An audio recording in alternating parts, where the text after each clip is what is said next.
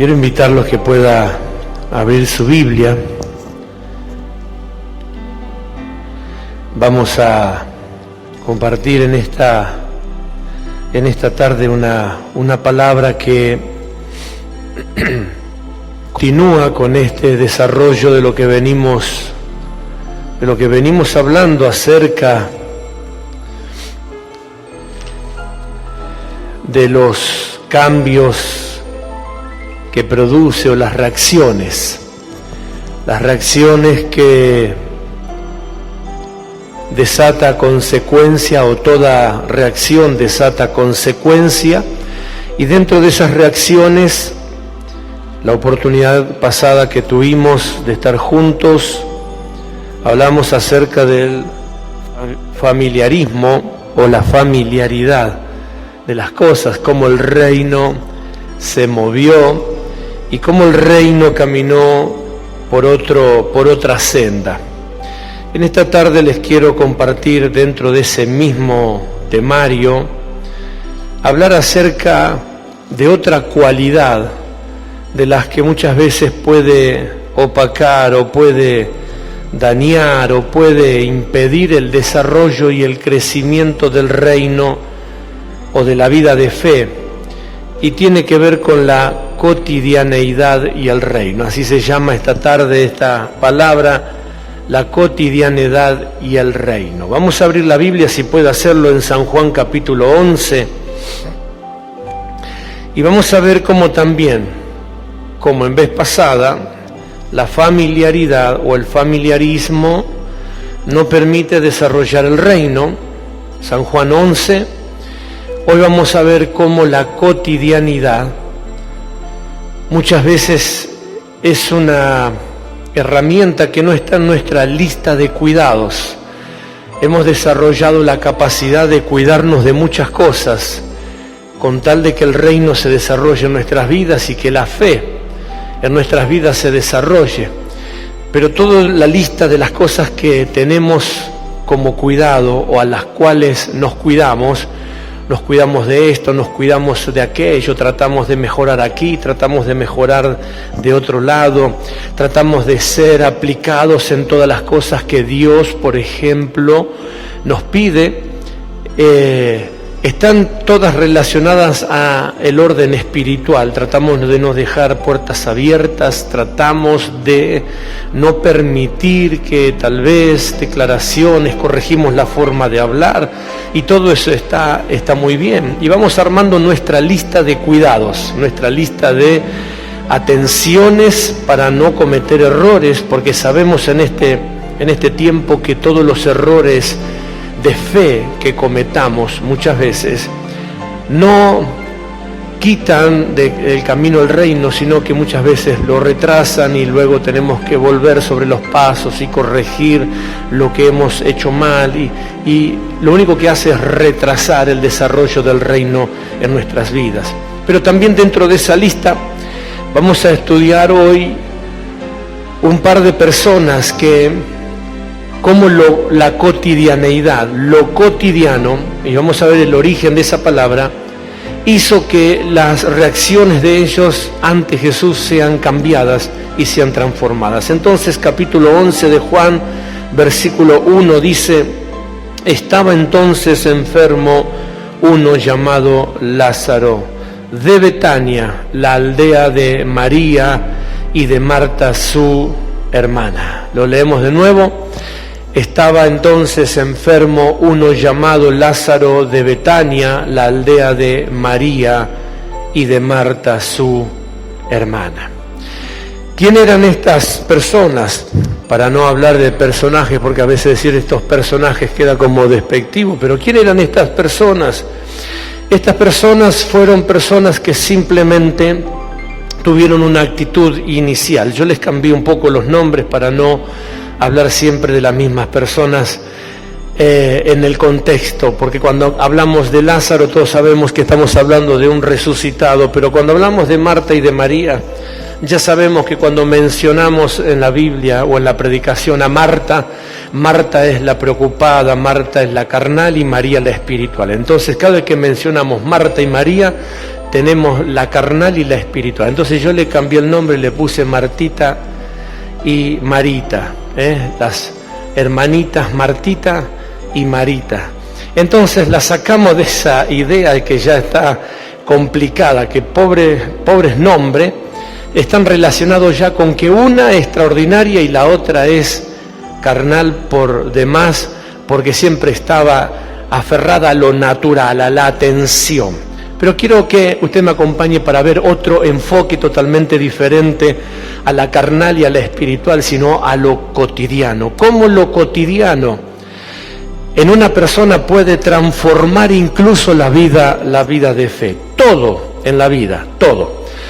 Lo que se hace de una forma y luego se vuelve cotidiano corre el riesgo de hacerse por autonomía.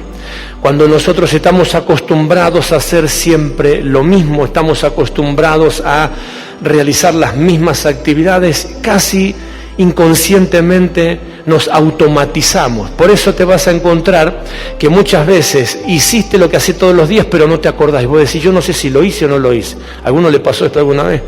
¿Por qué? Porque lo haces todos los días y ya lo tenés en registro, que es natural hacerlo, entrar o salir, venir, oír, colocar una cosa, cuántas veces guardaste lo que tenías que guardar, dónde lo tenías que guardar, y luego como es una tarea de todos los días, no te acordás si lo guardaste y tenés que volver a revisar si lo hiciste, gracias, si no lo hiciste, etcétera, etcétera, etcétera. Eso se llama cotidianeidad. Entonces, dice la cotidianeidad. El diccionario no define qué es cotidianeidad. El diccionario solamente dice relativo a lo cotidiano. Entonces, cuando usted busca cotidiano, ahí sí tiene una definición. Y dice, cotidiano, rutina. Diga conmigo, rutina. Otra vez. Rutina. Costumbre o hábito de habitual, costumbre o hábito adquirido de hacer las cosas de manera práctica y de manera más o menos automática. Fíjate lo que dice rutina. Costumbre o hábito. Costumbre o hábito. Costumbre o hábito. Significa que lo que al principio pudo haber sido una motivación por algo, luego se convirtió en una costumbre. Lo que a lo mejor al principio se convirtió en una motivación de hacer algo, como el primer trabajo o como el trabajo que estabas anhelando, ¿verdad? Te da una motivación, entonces estás expectante, querés saber cómo se hace todo, prestás atención a todo, las cosas que te dicen, que sí, que no, que esto, que el otro, porque te está dando una motivación de haber alcanzado esa tarea que querías hacer, o el primer año de clases, o el primer nivel de estudio, o los nuevos compañeros, o lo que sea. Algo que se convierte en nuevo o que me permite hacerlo por primera vez, me despierta alguna motivación que hace que aunque yo sepa hacer lo que tengo que hacer, escucho al que me está hablando porque me está diciendo algo que es para mí una motivación. Pero van pasando los años haciendo lo mismo y luego ya ¿qué hacemos? Luego eso que me motivó al principio se convirtió en un hábito, se convirtió en una costumbre. No digo que la costumbre es mala, acostumbrarse a hacer lo que hay que hacer no es malo, sino solamente prestarle atención, porque ese hábito en el reino muchas veces te saca de lo prioritario y no permite que tal vez el reino se quiera mover distinto y diferente. Nosotros debemos comprender siempre que el reino tiene su forma de moverse, su forma de andar. Ustedes van a escuchar de nosotros siempre el mismo ejemplo de Moisés, no a manera de crítica, sino a manera del ejemplo de lo que puede hacer un hábito o una costumbre, por más que sea un hábito de fe o una costumbre de fe. Moisés Nadie tiene duda de que fue un hombre llamado por Dios, elegido por Dios, impulsado por Dios, ungido por Dios. Pero Moisés desarrolló durante una cierta cantidad de tiempo un hábito que era hacer las cosas de una manera. No era su manera, era la manera de Dios.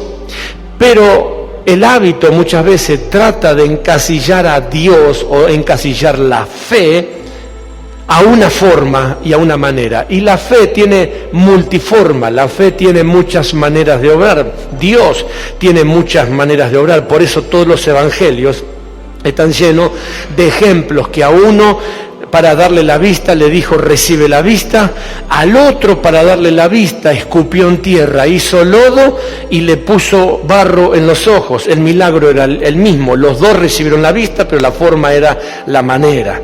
Al otro le sanó la sordera diciéndole que reciba la audición, y al otro le metió los dedos en la oreja. Mirá los métodos de Jesús. Le metió los dedos en la oreja y le dijo éfrata, que significa sean abiertos, y el hombre recibió la audición. Entonces, ni lo uno es para todas las formas, ni lo otro es para todas las maneras. Y Moisés entendía eso, pero un día, durante años, Moisés se movió con su vara, que era la herramienta de liberación, hasta que llegó un momento que usted ya lo sabe, la historia bíblica, solamente repaso. Dios le pidió una modificación, le pidió cambiar el hábito, le pidió cambiar la forma, le pidió cambiar la manera, y le dijo ahora que él no golpeara la piedra, la peña, como lo hacía siempre, sino que le hablara.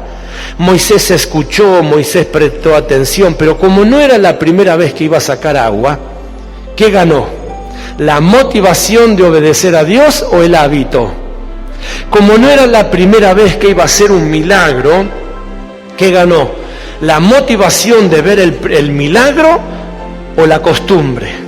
Como no era la primera vez que Moisés se encontraba entre el pueblo y el desafío de Dios, ¿qué ganó? ¿La motivación de ver a Dios en acción o ganó la costumbre? Y en esa oportunidad ganó la cotidianeidad, porque Moisés se paró sobre la peña de Oreb y golpeó 3 veces la peña, y la peña brotó agua. Pero ese día fue funesto para Moisés, porque Dios lo llama y le dice: ¿por qué no, por cuanto no me santificaste hoy delante de mi pueblo? ¿Cómo que no te santifiqué? Si hice lo que vos me pediste. No hiciste lo que yo te pedí que hablaras a la peña, pero tu cotidianeidad hizo que golpearas la peña. Aunque agua salió, Dios le dijo a Moisés: por esta causa ahora te permito ver la tierra prometida, pero no entrarás a ella. Fíjate vos, por una simpleza, mirá lo cotidiano, lo que hizo en la vida de Moisés. Lo cotidiano hace que una oración de fe se vuelva a lo mejor una rutina.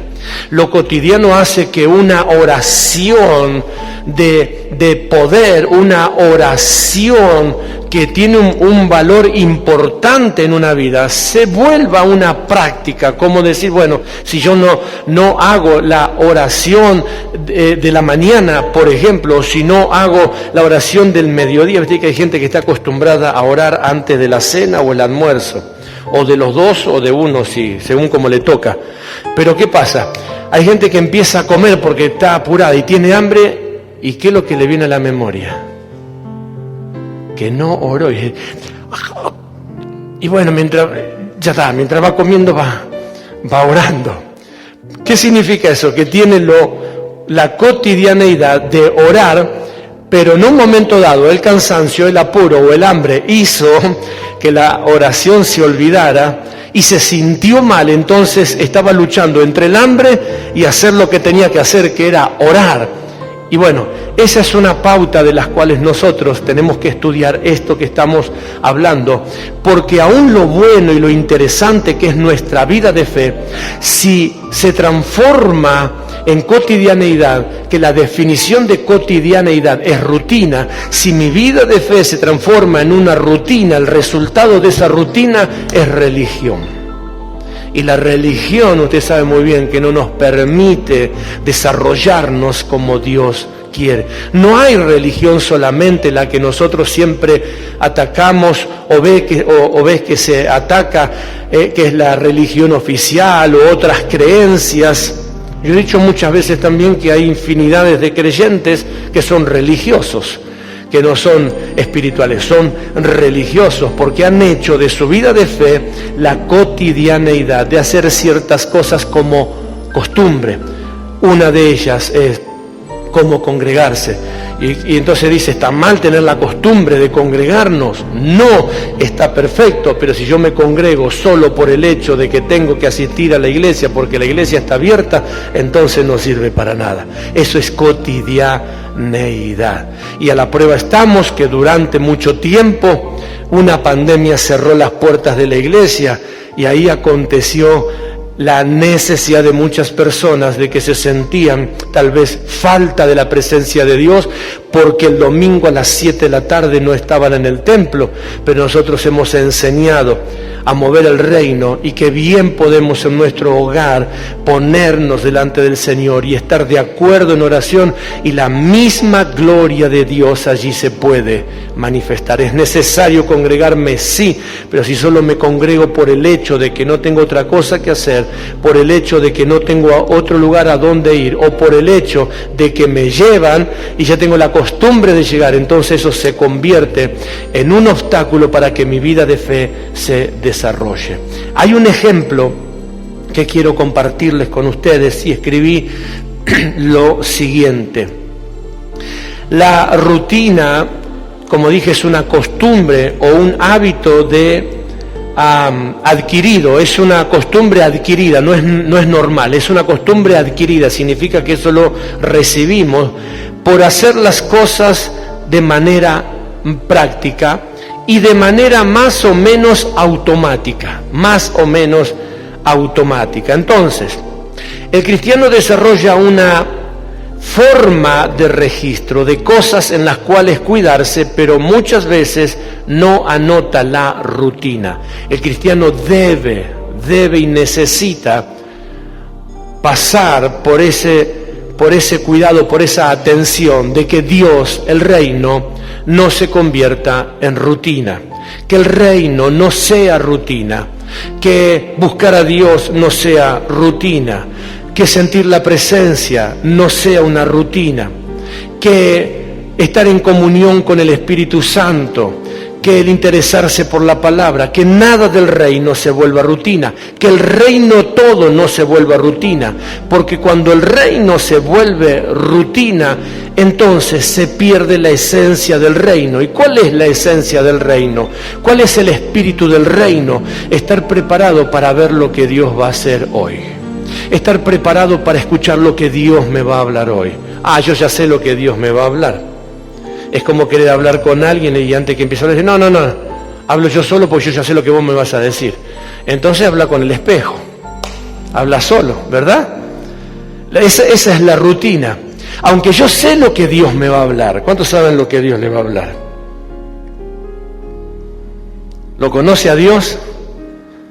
Entonces sabe lo que Dios le va a hablar. Dios le va a hablar del reino, Dios le va a hablar de su amor, Dios le va a hablar de su presencia, Dios le va a hablar de la salida que necesita en el momento de la adversidad, Dios le va a hablar, le va a enseñar, le va a instruir, le va a corregir, lo va a alentar, lo va a animar o a lo mejor lo va a palmear con mucho amor. Porque nosotros sabemos, pero cuando el buscar a Dios se nos vuelve rutina, entonces la rutina hace que yo ahora pierda la capacidad de escuchar a Dios, la capacidad de prestarle atención, la capacidad de decir, Señor, ¿qué querés enseñarme hoy? Imagínate a alguien después de 30, 40, 50, 60 años de caminar con Dios, que no venza la rutina, ya lo escuchó todo, lo vio todo. Y es que mucha gente te dice, ¿sabes? Yo ya lo he visto todo. Y es ahí cuando yo le digo, esta persona está corriendo riesgo. Porque Dios no terminó de hacer todo lo que tenía que hacer. Por una sencilla razón. Dios hace nuevas cosas, ¿qué? Todos los días. Entonces yo todos los días tengo que tratar de trabajar para que la rutina no me gane. Ay, yo sé lo que Dios me va a decir hoy. Entonces el adversario comienza a plantar las ideas. Vamos a echarle la culpa al adversario, que es la mejor salida que tenemos.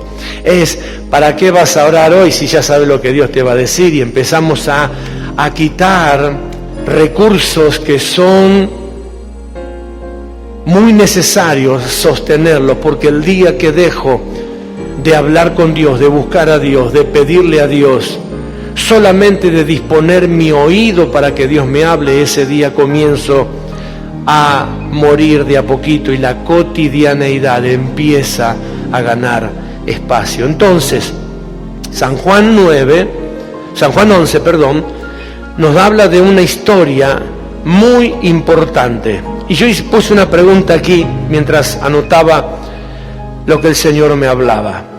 ¿Puede alguien que descubrió el reino acostumbrarse al reino? ¿Puede alguien, esa es la pregunta, puede alguien que descubrió el reino, puede alguien que conoció el reino, no que escuchó, sino que conoció, que se interiorizó, ¿verdad? Cantamos esa canción muchas veces. Después de ciertos procesos, recién ahora mis ojos te ven. A veces miramos al reino y no alcanzamos a descubrir. Pero cuando hablo de descubrir, hablo de haber entendido que hemos entrado en el reino, hemos descubierto su espíritu, hemos descubierto su manera, hemos descubierto su unción, hemos descubierto su palabra. ¿Puede alguien que descubrió el reino, y cuando hablo descubrió el reino, descubrió a Dios, descubrió la persona de Dios? Cuando alguien descubre la persona de Dios, sabe que jamás de los jamases puede perder la capacidad de asombro con Dios, porque lo que Dios hizo hoy, mañana puede volver a hacerlo de una manera distinta. Cuando la rutina le gana al creyente, entonces esto se volvió un libro. Por eso hay gente que dice, yo ya no sé qué leer. ¿Vos sabés qué? Busco. Algunos usan dedocracia. Viste, tan así, abren la Biblia. A ver qué me dice. Y yo a veces le digo que tengan cuidado, porque a veces puede abrir la Biblia, ¿verdad? Y justo a punto es generación de víboras. No, no me habló Dios, me habló el diablo. Y da vuelta la hoja rápido. Cuando el reino se vuelve una rutina, esto que es palabra viva, esto que es una palabra revelada, que es una palabra escrita con secretos que son dados solamente a los que están preparados para descubrir la verdad de Dios, se vuelve un libro. Por eso hay gente que se aburre de leer la Biblia. Yo lo conté muchas veces, o no es necesario, pero no sé cuántas veces he leído ya la Biblia de principio a fin. Más o menos las puedo tener contadas, porque cada vez que he terminado de leer una Biblia la he regalado. Entonces terminaba marcada, escrita, con apuntes.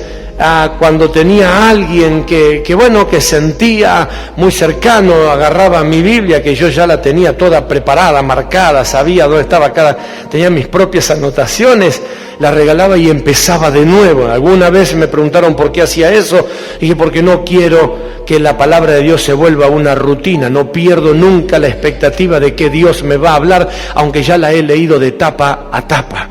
No la tapa de adelante y la tapa de atrás, donde están los mapas y donde está el índice, toda. Y me meto allí y vuelvo a repasar. Soy uno de los que primero repasa la palabra después que se predica. No me canso de volver sobre los apuntes, no me canso de volver sobre la palabra, y aún volviendo sobre la palabra, vuelvo a descubrir cosas nuevas en la misma palabra que he predicado. Alguno dirá, mirá no sé qué término utilizar, porque no quiero ampliar la lista tengo una lista de términos ya, pero no quiero ampliar la lista de términos que por allí me han dado, pero volver a escucharme en las grabaciones suena como muy egocéntrico, ¿no? La mayoría dice, ay, no, yo no me quiero ni ver, que lo escuchen. No, yo sí quiero escucharme a ver qué es lo que dije. Y muchas veces, diga conmigo muchas veces he visto que aún escuchándome a mí mismo predicar, Dios estuvo hablándome aún a mí como oyente de esa palabra. Porque la palabra es viva. Si la palabra se vuelve rutina, entonces esto perdería interés. Imagínense cuánto hace que fue escrita la Biblia, cuántos cientos de años hace. Ya habría que dejar de predicar de Juan 11, porque llevan más de 1800 años la gente predicando de Juan 11. Otra vez Juan 11. Hace 2000 años que estamos predicando Juan 11. Juan 11, pero cuando la palabra se hace viva. Fíjate qué tan importante es vencer la rutina, que Jesús dijo ni una tilde y qué más, ni una coma, ni quitarás ni añadirás. Oh,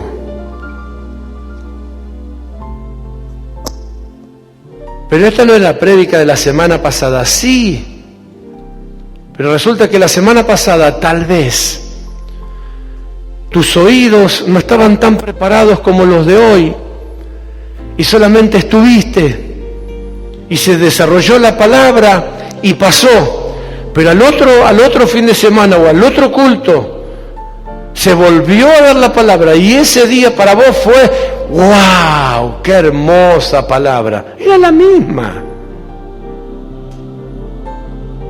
Pero cuando empieza la cotidianeidad, empieza el principio de suplantación. Esto sí, esto no. Esto ya está sabido, esto está conocido. Esto no está conocido. No. No le permita jamás que el reino, la palabra de Dios o lo que fuese, se vuelva una rutina, porque ese día entonces todo lo de Dios comenzará a perder valor, empezará a perder sentido. Miren lo que le pasó a esta gente que está en esta historia. Pregunté, ¿puede alguien que descubrió el reino acostumbrarse al reino? Mi respuesta es no, pero esta es una respuesta personal. Cada cual debería colocar allí luego una respuesta. Verso 9 de este pasaje, el primer ejemplo que tomamos de alguien que estaba dispuesto a pelear contra la rutina es de Jesús. Jesús es el primer ejemplo de no dejarse atrapar con la rutina o con la cotidianeidad. El versículo 9 le dijeron los discípulos, Rabí, ahora procuraban los judíos apedrearte y otra vez vas allá. Ese es el 8, lo que le dicen los discípulos a él. Pero el 9 está la respuesta. Respondiendo Jesús le dijo, ¿no tiene el día 12 horas? El que anda de día no tropieza porque ve la luz de este mundo, pero el que anda de noche tropieza porque no hay luz en él. Dicho esto, les dijo después, nuestro amigo Lázaro duerme, mas voy para despertarle. ¿Qué significan esos versículos? Esos versículos nos comienzan a mostrar cómo Jesús tenía que luchar con su entorno de rutina, con su entorno de cotidianeidad. Le habían dicho que su amigo Lázaro estaba enfermo para morirse, estaba grave. Él dice, bueno, vamos a quedarnos, vamos a ver ahí, es una historia muy conocida. Él dice, bueno, vamos a quedarnos, y luego decide ir. Los discípulos le dicen, maestro, ya fuimos allá, ¿para qué vamos a ir otra vez? Cuando fuimos intentaron matarte, cuando fuimos intentaron apedrearte, cuando fuimos la pasamos mal, cuando fuimos nos sentimos raros, nos sentimos distintos, y Jesús le responde de una forma extraordinaria. ¿Acaso el día no tiene 12 horas? ¿Qué respuesta le da Jesús? Todavía hay tiempo para hacer algo. Esto es, todavía Dios en cualquier momento puede hacer algo. Esto es, todavía no está terminado el día, todavía no está concluido el día, todavía no está terminada la hora. Esto es, aunque sabemos todos que posiblemente no haya salida a esto, en algún momento Dios puede cambiar la historia. Ese es el antídoto para la rutina. Los discípulos le decían a Jesús, ¿para qué vamos a hacer lo inevitable? ¿Para qué vamos a ir a hacer qué? Vamos a ir a exponernos, vamos a ir a pasarla mal. ¿Para qué vamos a ir a hacer esto o aquello? Jesús le dice, el día no terminó, todavía hay tiempo. Verso 9, Jesús dice, no tiene el día 12 horas, aún podemos hacer algo más por el reino. Esto implica que el reino no está ajustado a ninguno de los parámetros terrenales, no está ajustado a los horarios de las personas, no está ajustado a las capacidades de la gente, no está ajustado a las propuestas de las personas, no está ajustado a las ideas generales, no está ajustado a los deseos terrenales, no está ajustado a las propuestas humanas. El reino se ajusta solamente a una cosa, se ajusta al reino. Entonces Jesús dice, si yo no trabajo en contra de la rutina, voy a hacer que el reino solamente se mueva dentro de este espacio, se mueva dentro del cronos, se mueva dentro del espacio terrenal, se mueva dentro del espacio humano, y el reino de Dios no se mueve dentro de otro espacio que no es la dimensión de Dios. No se mueve el reino si no es dentro de el espacio de la soberanía de Dios. Alguien te puede decir, ya es tarde. Terrenalmente, humanamente, no implica que el espacio de Dios vaya a respetar eso. Muy posiblemente el espacio de Dios cambie y modifique ese estado. Cuando alguien dice que no es momento, Dios dice justo ahora es el momento. Cuando alguien dice no hay forma, justo ahí Dios dice esta es la forma. Cuando alguien dice no hay camino, es ahí donde Dios dice justamente ahora hay camino. Y si no hay camino de los que ya están conocidos, hago un camino nuevo, porque yo soy Jehová Elohim, el que crea, el que hace cosas. No hay puertas, es verdad, no hay puertas. Pero qué casualidad que tenemos un Dios que es especialista en abrir puertas donde nadie abre, en poner caminos donde no lo hay, en abrir y nadie cierra, en cerrar y nadie abre.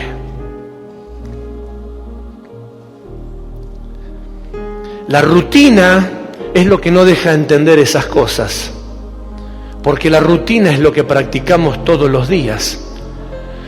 Y la rutina de la vida no puede trasladarse también a la vida de fe, porque entonces ahí oraríamos rutinariamente, leeríamos rutinariamente, y te vas a encontrar allí con gente que lee sin entender, solamente por seguir.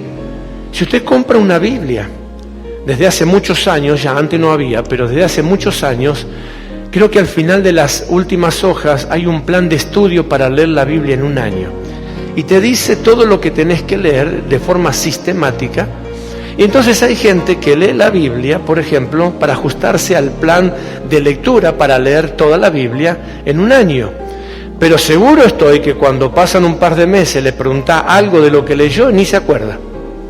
¿Por qué? Porque es una rutina. Así como hay gente que tiene una rutina, dice, yo antes de dormir me leo un capítulo de esta novela, de este libro. Viste que hay gente que lee antes de dormir, entonces lo tiene marcado, lee. Y al otro día sí, en tantos meses termina. Esa es una práctica rutinaria. Y está bien para ejercicio de la mente, ¿verdad? Está bien para ayudar al ejercicio de la memorización. Pero cuando esa rutina se traslada al reino, nosotros no podemos vivir de la misma manera. Por eso siempre hemos aconsejado que al volver a su hogar de una reunión, de una predicación, vuelva a repasar, vuelva a los apuntes, vuelva a la palabra, vuelva al estudio, porque seguro estoy que cuando usted vuelve a la Escritura, el Señor allí le hablará, y tal vez le hable más claro de lo que le habló en el culto, le habló en la reunión, porque es la palabra viva, porque es la palabra que baja del corazón de Dios para edificarnos a nosotros. Entonces, ¿puede alguien que conoció el reino acostumbrarse al reino? Jesús le dijo, no es tarde para ir a ver a Lázaro. Jesús le está diciendo, el reino se mueve fuera de los términos humanos. Jesús le dice, todavía hay tiempo. ¿Alguien dice, todavía hay tiempo? Todavía hay tiempo, todavía puede pasar, todavía puede acontecer, todavía Dios tiene que decir lo último. Ahora, ¿por qué Jesús responde como respondió en el verso 3? En el verso 9, porque en el verso 3 empiezan a manifestarse los síntomas de la rutina. Déjeme mostrarle rápidamente en unos minutos lo que ocasiona el término de la rutina en una persona de fe. Verso 3. Ahí es donde aparecen las hermanitas, Martita y Marita, ¿verdad? Acuérdese que le cambié el nombre para que no se extravíe en la historia. Las hermanitas, Martita y Marita, no eran las mismas del verso 3. Algo les pasó que se convirtieron en esta ilustración. Verso 2 dice, María, cuyo hermano Lázaro estaba enfermo, fue la que ungió al Señor con perfume. ¿Qué hizo María? Ungió a Jesús con perfume. Si no recuerda, porque hay dos mujeres, una es la que entró, ¿se acuerda cuando se tiró los pies de Jesús y todos lo criticaban porque tocaba una pecadora? Y si la mujer lloró sobre los pies de Jesús, le lavó los pies con sus lágrimas, lo secó con sus cabellos y no dejaba de besarle los pies. Y Jesús dijo, a quien mucho se perdona, mucho ama. Diga conmigo, a quien mucho se perdona, mucho ama. Por segunda vez, mucho ama. Debería ser la regla a seguir, pero a veces es al revés. A quien mucho se perdona, se olvida rápido. Ahora estaba otra mujer. Esta es la historia de la predicación pasada. En esta historia estaba Judas, que se enojó por el perfume que derramó esta mujer. El verso 3 nos muestra a una mujer diferente. Marita era una adoradora natural. Marita vino con un perfume que salía 300 denarios. Le dije la vez pasada, haga una cuenta cuánto gana por día, multiplíquelo por 300 y ese era el perfume que derramó en los pies de Jesús. No le dio cualquier cosa, no le dio agua florida, ¿verdad? No fue con el perfume de oferta, miró qué grande perfume que te traje, es agua florida. Le llevó un perfume carísimo y se lo puso a los pies del Señor y con sus cabellos le secaba los pies. Y Judas, que era el tesorero, el primo y tesorero, cuando vio ese ungimiento, se molestó grandemente porque él decía, si hubiese agarrado ese perfume, la plata que le hubiese sacado. Pero ahora esta Marita tenía una actitud diferente. Mire lo que hizo esta mujer. Marita, cuyo hermano Lázaro estaba enfermo, fue la que ungió el Señor con perfume y le enjugó los pies con sus cabellos. Enviaron, verso 3, enviaron, ¿qué hicieron? Enviaron pues las hermanas, Marita y Martita, para decir a Jesús, Señor, he aquí el que amas está enfermo. ¿Qué pasó? Si cuando nosotros estudiamos la vida de estas mujeres, cuando nosotros estudiamos a estas personas, anótelo solo como referencia, Lucas capítulo 10, verso 38 al 42, usted va a leer a estas mismas dos personas con una actitud totalmente diferente. Para ponerlo en escena, dice la Escritura y nos cuenta que la casa de Lázaro, de Marta y de María era una casa visitada por Jesús con frecuencia.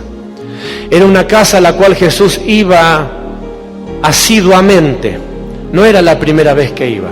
Y todas las veces que Jesús iba a la casa de Marita y Martita, siempre estaban solícitas para atenderlo, para prepararle cosas. De tal forma, cuando usted lea la historia en Lucas capítulo 10, verso 38 al 42, va a encontrar que en un momento dado las hermanas se pelean entre ellas. Entonces ahí está la historia de Marta y de María, porque Marta le dice a Jesús que la reprendiera a María, porque María, cada vez que Jesús venía, en lugar de atenderlo y servirle, ella estaba siempre solícita para escuchar lo que Jesús le venía a decir. Entonces ahí Jesús la reprende a Marta y le dice: Marta, afanada y turbada estás con muchas cosas. María eligió la mejor parte y no le será quitada. ¿Qué parte eligió María? De estar dispuesta, no de no atenderlo, sino de lo más importante, de escuchar qué era lo que Jesús tenía para decirle. Pero fueron pasando cosas en la vida de estas hermanas. Y ahora las mismas hermanas que siempre tenían devoción de atención para con el reino, ahora dice, bueno, vayan a avisarle a Jesús que el que ama está enfermo. Ya no era ni el amigo, ya no era ni parte de la familia, ya lo sacaron de la lista. ¿Qué le pasó a María? A Marita. ¿Qué le pasó a Martita, que ya no está con la misma devoción, con el mismo fervor por el reino? La rutina, la cotidianeidad, la cosa de todos los días, le fue ganando de a poco y fue convirtiendo en que esa visita de Jesús era una visita más, era un trato más, era una llegada más del reino. Vayan a avisarles, dice el verso 3. Mandaron a decir, ninguna corrió, ninguna fue a buscarlo. Es más, mire la reacción de los versículos subsiguientes. Cuando Jesús viene, no voy a ponerme a leer todo el relato, pero cuando Jesús viene y se presenta, las dos tienen la misma respuesta para con Jesús. Si hubieras estado acá, esto no hubiese pasado. O sea que lo que a ella le estaba pasando era culpa de que Jesús no estaba donde ellas querían que esté. Pero ellas sabían que Jesús se movía fuera de los tiempos de las personas, que Jesús estaba ajustado a los tiempos del reino, que Jesús estaba ajustado a los mandatos de su Padre. Pero ¿por qué cambió la forma de hablar de estas mujeres? ¿Por qué en lugar de cuando Jesús viniera a ellas hubiesen glorificado y hubiese dicho, gloria a Dios, ahora sí estamos salvados? Ahora sí. No importa que esto haya terminado de la peor manera, si Jesús está acá, algo puede pasar. No, la primera reacción que tuvieron es, ahora venís, ya es tarde. Si hubieras estado, o sea, si hubieses venido a tiempo, ¿a qué tiempo? ¿En qué tiempo? ¿En qué forma? ¿De qué forma? ¿De qué manera? A la de ella, a la de Marta, a la de María, a la de Lázaro, a la de la tierra, a la de los tiempos naturales. Eso le estaban diciendo a Jesús. Vos no te estás moviendo dentro de los tiempos terrenales y por culpa tuya que no te movés dentro de los tiempos terrenales, nosotros ahora estamos con este problema. Y Jesús, entendiendo eso, le dice, ay muchacha, ¿no te he dicho que sí crees? podés ver la gloria de Dios. Sí, claro que voy a ver la gloria de Dios. Tu hermano va a resucitar. Sí, en la vida postrera. O sea, estaban tan cerradas, estaban tan abrazadas por la rutina, estaban tan abrazadas que ellas perdieron de foco que cada vez que Jesús vino a su casa, algo extraordinario pasó. Pero ellos se acostumbraron a que Jesús viniera.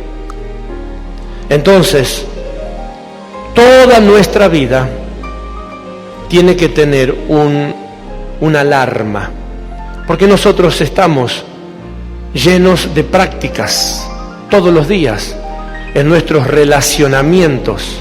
Al principio, cuando alguien te saluda por primera vez, el gesto de saludo, y capaz que miró justo así y vos ya estás solícito para saludar.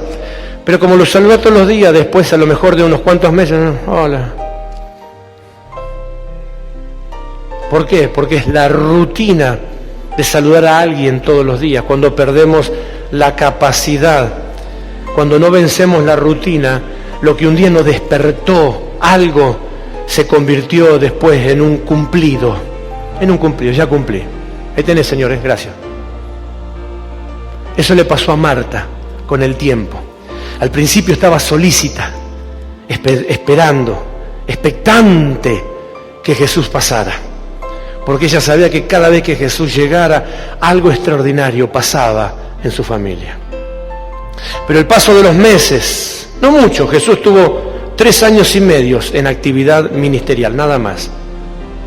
Poco tiempo, terrenalmente hablando. En 3 años y medio, ellas pasaron de lo extraordinario a la rutina. De lo extraordinario de que Jesús llegue a la casa a, bueno, vayan a avisarle, si quieren avísenle, porque parece que ahora no le interesa mi casa. Avísenle que. Y Jesús estaba solícito siempre para hacer lo que él tenía que hacer de acuerdo al reino de su Padre. Luego vas a encontrar lo siguiente, que María le vuelve a responder lo mismo, pero para que usted comprenda la terminación de este pensamiento, acompáñenme al capítulo 12, por favor. En el capítulo 12 nos cuenta cómo ellas luego tuvieron que modificar sus estados, tuvieron que modificar sus maneras y sus formas, porque tal vez se dieron cuenta que lo que un día del reino le dio devoción, luego se le transformó en una rutina, y con lo que Jesús hizo, destruyó la rutina y le despertó, por así decirlo, el primer amor. Entonces el capítulo 12, verso 2 dice: 6 días antes de la Pascua vino Jesús a Betania, donde estaba Lázaro, ya no el muerto, sino que estaba el vivo, estaba el resucitado, el que había estado muerto y a quien había resucitado de los muertos. ¿Qué dice el verso 2 que hicieron Marta y María? Martita y Marita. ¿Qué hicieron ahora? Y le hicieron una cena. Parece que no estamos hablando de la misma gente, ¿verdad? Al principio eran fervorosas, adoradoras, serviciales.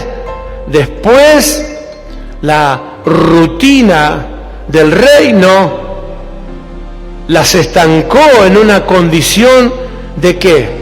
De crítica, en una condición de reprocharle al reino, en una condición de inclusive pedirle al reino explicaciones. ¿Por qué no estuviste acá y estuviste en otro lado? ¿Por qué no atendiste a mi hermano antes de atender a otro? ¿Por qué priorizaste con otra gente antes de priorizar con tu amigo? No es tu amigo Lázaro. Fíjate vos la condición de la gente. Pero cuando Jesús movió el reino a su favor, cuando Jesús le dio a beber otra vez de la manifestación del reino.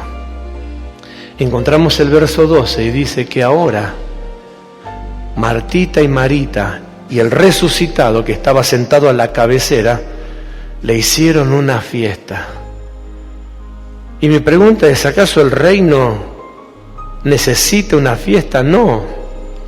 Creo que esa fiesta era en honor a ellas, que habían recuperado, tal vez llamado por mí, sí, en como título, su primer amor para con Jesús. El verso 2 dice que le hicieron una cena, María servía y Lázaro era uno de los que estaban sentados a la mesa con él. Entonces María tomó una libra de perfume de nardo puro de mucho precio y ungió los pies de Jesús y los enjugó con sus cabellos, y la casa se llenó del olor a perfume. La casa se llenó de nuevo de un olor de unción, de un olor de gloria, de un olor agradable. El reino ahora había modificado, no se modificó, había modificado las condiciones de personas que por algo, por alguna circunstancia o alguna situación, lejos de juzgarla, le dieron una perspectiva de rutina en el reino y no les permitieron ver lo que Jesús quería hacer por ellos. No les permitieron lo que Jesús estaba elaborando, el reino estaba preparando para ellos. Y lejos de querer, lejos de intentar mover el reino, se convirtieron en personas todo lo contrario, contraria al reino, molesta con el reino, distante del reino, cuestionadoras del reino, e inclusive cuando Jesús dice, voy a resucitarlo, no, hay que atreverte a decirle a Dios que llegó tarde. Hay que atreverte a decirle a Jesús, hermano, volvete a Galilea a predicar porque lo que tenías que hacer acá ya es tarde. Hay que atreverse o hay que estar muy mal. No sé cuál de las dos cosas. Porque cuando Jesús le dice, muéstrame en dónde lo pusieron, no, quiten la piedra, menos, se está pudriendo, ¿qué va a quitar la piedra? ¡Sos loco! En otras palabras, eso le están diciendo a Jesús, hiede, lleva 4 días muerto. Ah, pero si hubieras estado aquí a tiempo, todo esto lo hubiésemos evitado. Hay que estar mal para decirle a Jesús todas estas cosas. O para decirle al reino estos planteos. ¿Por qué te quedaste si te mandé a avisar que Lázaro estaba mal? Si usted lee la historia, yo no tengo el tiempo, léala. Está muy interesante. Le avisan a Jesús que Lázaro estaba enfermo. Y dice que Jesús se quedó 2 días más. ¿Cómo? Yo pensé que Jesús vendría, suspendería todo y... ¿te imaginas? No lo está llamando cualquiera, lo está llamando Marta y María, Martita y Marita, y Lázaro. Jesús dice, nos quedamos 2 días más, seguimos con la campaña como estamos haciendo. Y cuando vuelven a decirle a Jesús, ya no hace falta que vayas porque el que estaba enfermo empeoró y se murió. O sea, ya ni te presentes porque es un papelón mundial. Falta de amor, falta de cariño, falta de responsabilidad, falta de ética, todo eso encajaba dentro de las críticas a Jesús. Al reino, no a Jesús, al reino. Jesús dice, ahora vamos para allá. Y los discípulos peor, vos tenés ganas que nos maten, ¿no? Casi nos matan antes, ahora seguro que nos matan. Ahora seguro que nos liquidan. Y si usted lee, por favor, lea la historia.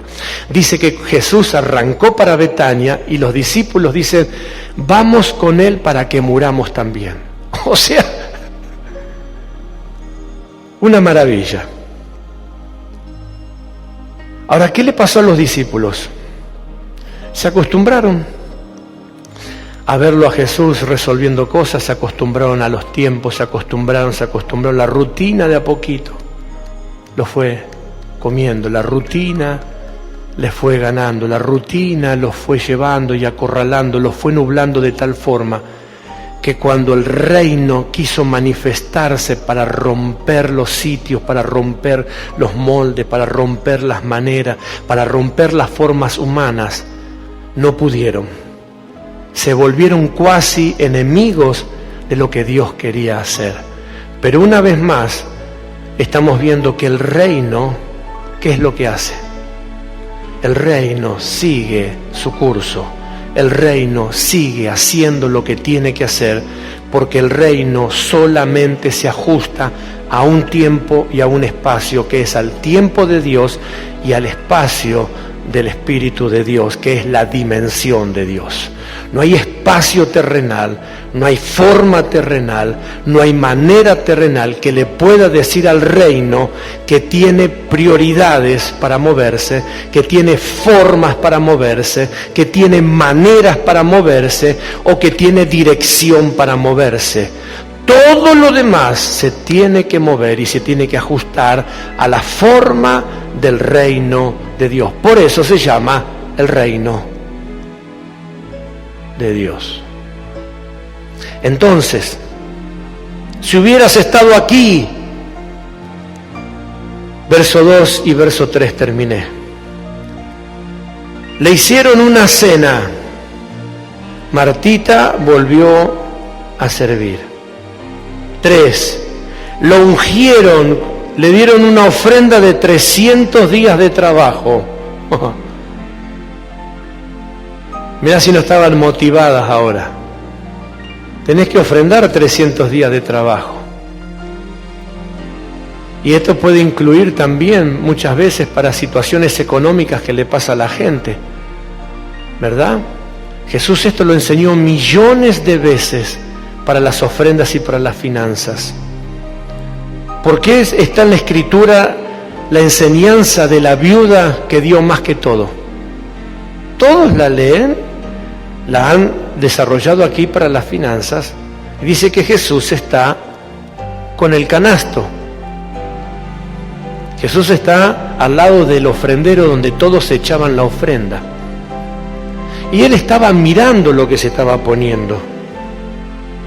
Y dice que vino una mujer viuda, pobre, y puso 2 blanquitas, puso 2, una moneda la economía más barata, más acotada que había. Y otros venían y ponían anillos de oro, ponían otras cosas aquí y allá. Y al ver Jesús, dice, se molestó y dice: he aquí a la verdad, esta viuda ha puesto más que todos. ¿Por qué? ¿Por qué?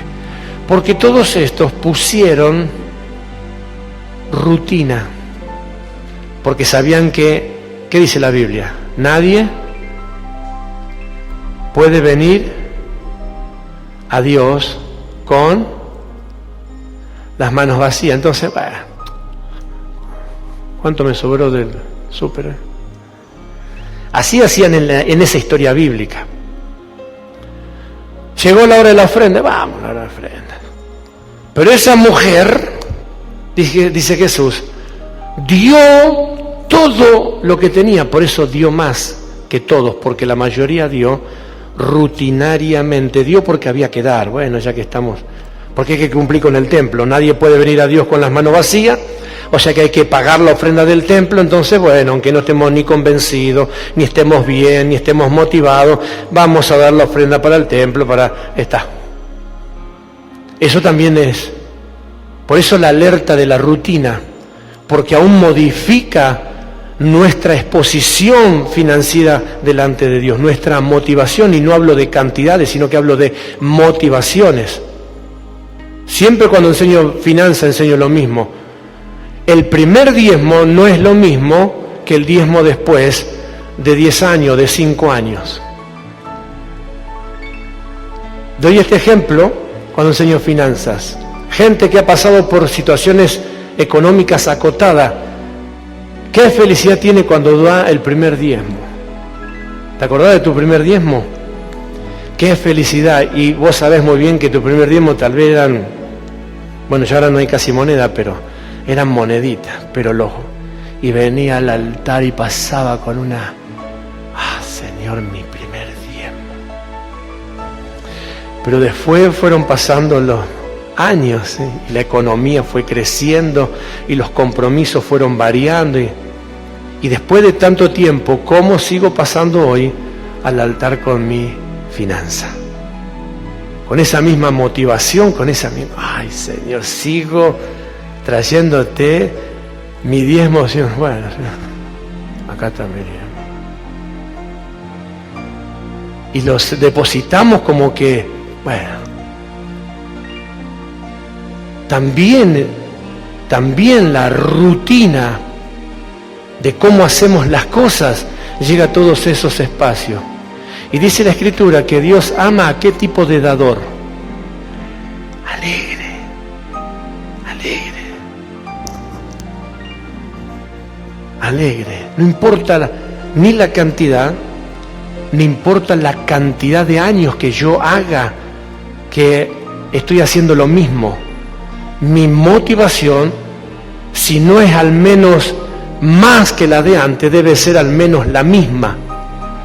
Esa motivación por dar lo que estoy dando. ¿Por qué? Porque implica lo que estoy dando. Pero usted verá y descubrirá que con el paso de los tiempos, el semblante de los creyentes muchas veces va cambiando. Y más en situaciones de crisis económicas mundiales, financieras. Algunos van pasando diciendo cuánto podía hacer con esto. Y hemos enseñado muchas veces que eso sin la bendición de Dios no alcanza ni para empezar. Porque es mejor el 90% bendecido o el 10% bendecido por Dios que el 90% maldecido por el diablo. ¿Está comprendiendo? Entonces la rutina en la oración no puede estar. La rutina en el servicio no puede estar. La rutina en el trabajo no puede estar. La rutina en la siembra no puede estar. Todo lo que haga tiene que estar lo más lejos posible de la rutina, porque la rutina hace estas modificaciones como vimos en Martita y Marita, que les cambió la condición. Eran una cosa, luego se transformaron en lo que ya hablamos, que se transformaron, y luego eso es lo más maravilloso del reino. El reino siempre hace algo que le da la posibilidad a la gente de recuperar su condición. Después que Lázaro fue resucitado, dice que automáticamente ellas volvieron a sentir y hacer lo mismo que hacían antes en el reino. Le hicieron una cena, y ahora dice que Marta y que María, cada cual estaba haciendo lo que antes hacían con el mismo fervor, con el mismo amor. Y no solamente eso, sino que en el caso de María elevó su fervor. Fue a los pies de Jesús con un perfume, con una ofrenda de 300 denarios. Le dijo a Jesús, al reino, lo mejor, porque el reino me enseñó que el reino es el reino. Así que, en esta noche, ¿cuál es el punto de esta palabra? Poder ver que la cotidianeidad y el reino son antagónicos, van por caminos diferentes. La cotidianeidad y el reino son polos opuestos, es el agua y el aceite. Cuando nosotros cruzamos la línea y llevamos al reino la cotidianeidad, entonces es allí como creyentes, es allí como cristianos, como discípulos, cuando comenzamos a deteriorar nuestra vida de fe. No a deteriorar el reino, porque el reino no se deteriora ni por mí ni por usted. El reino no se deteriora por nadie. Al reino lo quiso deteriorar el diablo y el diablo quedó fuera del reino. El reino es incorruptible. Es más, el reino no tiene mudanza ni sombra de variación. ¿Sabe qué significa eso? Que no hay nada que lo saque de eje, no hay nada que lo modifique, no hay nada que lo cambie, no hay nada, diga conmigo, no hay nada. No hay nada, absolutamente nada, y no hay nadie, absolutamente nadie, que pueda hacer que el reino vaya un poco más para acá o un poco más para allá. El reino es inamovible. Pero estas personas tuvieron que aprender, tuvieron que ensayar, tuvieron que estar atentas a la cotidianeidad, porque vieron que la cotidianeidad tal vez le hubiese impedido a ellas poder estar disfrutando de lo que ahora estaban disfrutando, que era de la bendición del reino. Entonces, no permitas que la rutina te impida disfrutar de los bienes del reino, de las bendiciones del reino. No permitas que la rutina te impida disfrutar de una conversación grata con el Espíritu Santo. Que la rutina te convierta en un crítico en lugar de un adorador del reino. Porque tal vez la gente no se da cuenta, pero la rutina ha convertido a muchos creyentes en críticos del reino en lugar de adoradores. ¿Y por qué Señor? Y vos viste Señor, y al final esto Señor, y te das cuenta Señor. Cuando antes era gracias Padre, porque aún a pesar, en todo tiempo y circunstancia, había ya alabanza a Dios y gloria a Dios. Pero la rutina en muchos casos ha hecho de creyentes críticos del reino en lugar de adoradores, que fue lo que le pasó a estas dos mujeres. Quiero en esta noche poder invitarle que antes de volver a casa usted pueda anotar en su agenda de cuidados personales, en la agenda de atenciones personales, que así como se cuida de otras cosas espirituales, de cerrar puertas aquí, de no ligarse a otras cosas, de no prestarle atención a ciertas cuestiones, de cancelar ciertas otras, también escriba dentro de esos cuidados, con letra bien grande y en rojo si puede, rutina. Porque la rutina dentro del reino puede llegar a convertir a una persona en todo lo contrario de lo que quiere ser.